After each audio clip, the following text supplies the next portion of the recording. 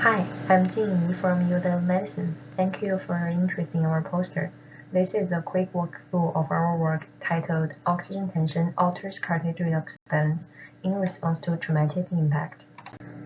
Redox balance, the balance between production and elimination of oxidants, is disrupted in disease-like a way. So monitoring cartilage redox balance has potential for disease staging and treatment screening. Although fluorescent dye is widely used to evaluate cellular redox balance, the translational potential of exogenous dye is limited. Alternatively, optical redox imaging allows label-free real-time evaluation of redox balance in cartilage. ORI utilizes the autofluorescence of NADPH and FAD, which are cofactors in cellular redox reactions. They are either oxidized or reduced to non-fluorescent form in reactions, so the fluorescent intensity corresponds to accumulation of the cofactor, and optical redox ratio, which is calculated using intensity in both channels, reflect their relative concentration. It has been shown that cartilage redox balance is responsive to altered oxygen tension or mechanical stimuli alone, but their interaction has not been studied thoroughly, leaving a gap in understanding of cartilage mechanobiological response at physiological oxygen tension. So the objective of this study is to demonstrate the changes in cartilage redox balance in response to traumatic impact at differential oxygen tension using ORI. 40 hemicylinder cartilage explants were randomly divided into 4 groups. 2 groups underwent impact loading in either normal or low oxygen tension, and the other 2 were unimpacted controls in matched oxygen tension. Like the figure shows, impact was conducted using an impact tip on an inverted fluorescence microscope.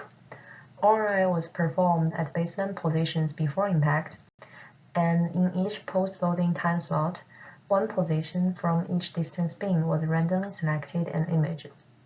Intensity of post-loading images were normalized to baseline value of each sample.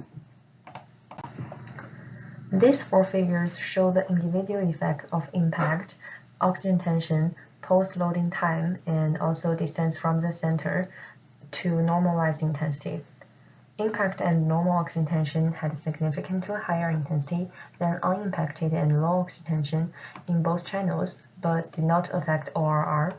Channel 1 intensity decreased as time increased, while ORR was higher in the third time slot. Distance from the center significantly affected all outcomes. As for interaction effect, we found impact in normal oxygen tension induced significantly higher channel 1 and 2 intensity compared to other groups. ORR was affected by the interaction of impact and time.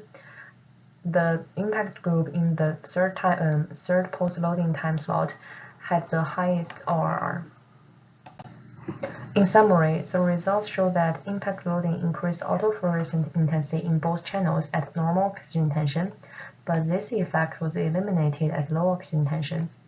This implies that low oxygen tension could be protective against disrupted redox balance.